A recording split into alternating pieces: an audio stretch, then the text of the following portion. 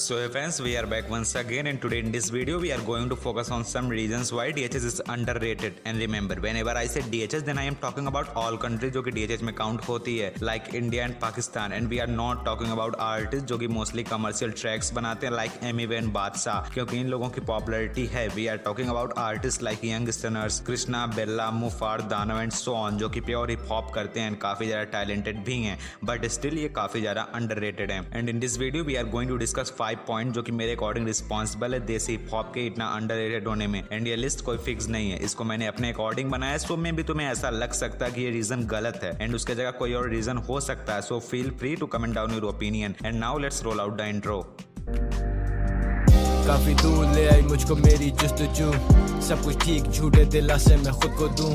खेल नसीब के कुछ हारते कुछ जीतते, इतना बदल चुका के पहचाने ना अब मुझको तू.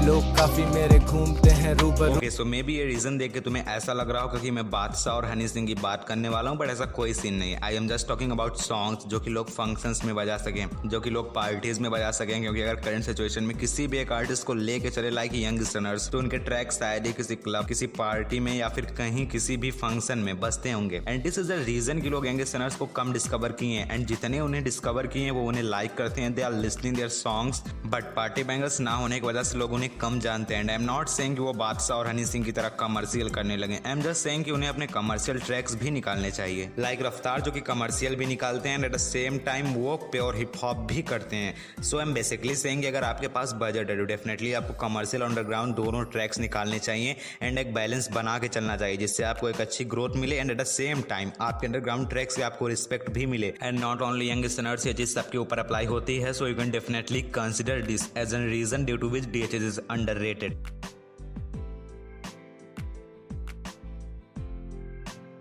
Okay, so mature lyrics use करना is not a reason. Actually reason ये है कि लोगों को ये मैच्योर लिरिक्स कम समझ आती है, एंड ऑफ कोर्स जिन्हें समझ आती है वो काफी ज्यादा रिलेट करते हैं एंड एंजॉय करते हैं. देयर इज नो डाउट कि हिप हॉप म्यूजिक इंडस्ट्री का सबसे लिरिकल कॉर्नर है, जो कि काफी अच्छी चीज है, but at the same time ये हिप हॉप के लिए एक वीकनेस भी बनती जा रही है. एंड इस चीज में हम किसी को गलत नहीं बोल सकते, क्योंकि अगर कोई आर्टिस्ट हिप हॉप ट्रैक बना रहा है तो उसे कंसिडर करना पड़ता है कि उस ट्रैक में लिरिक्स एकदम टॉप नॉच हो. एंड अगर ऑडियंस किसी भी आर्टिस्ट को सुन रही है, वो अपना टाइम दे रही है वहां पर, तो उसे भी तो कोई वैल्यू चाहिए, उसे भी तो ऐसे ट्रैक चाहिए जिससे वो रिलेट कर पाए. एंड अगर आप हार्डकोर हिप हॉप लिसनर नहीं हो तो यंग स्टनर्स और बेल्ला जैसे आर्टिस्ट के सॉन्ग से रिलेट करना इज टफ फॉर यू. सो इसका सोल्यूशन क्या है? जहां तक मुझे लगता है कि इसका एक ही सोल्यूशन निकल सकता है कि पब्लिक हार्डकोर ट्रैक्स को टाइम दे, उसे सुने, धीरे धीरे वो ट्रैक उसे समझ आने लगेगा. बट ऐसा तभी पॉसिबल है जब ऑडियंस टैलेंट और क्रिंज चीजों के बीच में डिफरेंस समझ जाएगी. एंड ऑल्सो म्यूजिक लेबल भी सपोर्ट करें, लाइक टी सीरीज और सोनी म्यूजिक जैसे लेबल भी बस वही प्रमोट करते हैं जो बिकता है, विच इज इंपॉर्टेंट क्योंकि पैसा भी चाहिए. बट ये म्यूजिक लेबल चाहे तो कुछ ऐसा भी प्लान कर सकते हैं कि वीक के किसी एक स्पेसिफिक दिन किसी एक अंडरग्राउंड आर्टिस्ट का ट्रैक निकालें जो टैलेंटेड हो. एंड इससे ये होगा कि लोगों को वो ट्रैक और आर्टिस्ट दिखना शुरू हो जाएगा, एंड जो दिखता है वो बिकता है. बाकी late me know in comment section की म्यूजिक लेबल को और क्या करना चाहिए.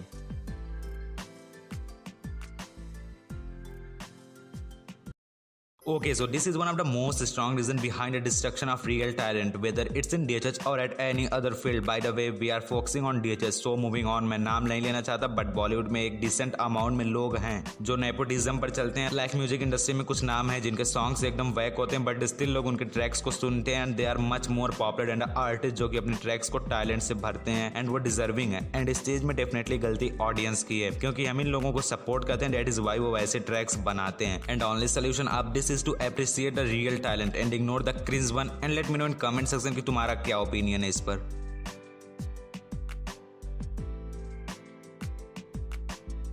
ओके, सो जैसा कि मैंने पहले ही बोला था कि जो दिखता वो बिकता है. And kindly short videos are one of the most viewed thing on internet, and इसी का यूज करके क्रिंज ट्रैक्स को वायरल किया जाता है. फॉर एग्जांपल कच्चा बादाम एंड बचपन का प्यार. एंड बहुत सारे मेन स्ट्रीम आर्टिस्ट भी इसका यूज करके अपने कमर्शियल ट्रैक्स को प्रमोट करते हैं एंड वो डिसेंट अमाउंट में व्यूज ले जाते हैं. बट रैप के केस में ऐसा नहीं है, स्पेशली हार्डकोर ट्रैक्स में, which is one of the biggest reason behind destruction of talents and success of cringe things. And if you have any idea जिसमें हम रैप को रील्स में वायरल कर सके, then let me know in comment section.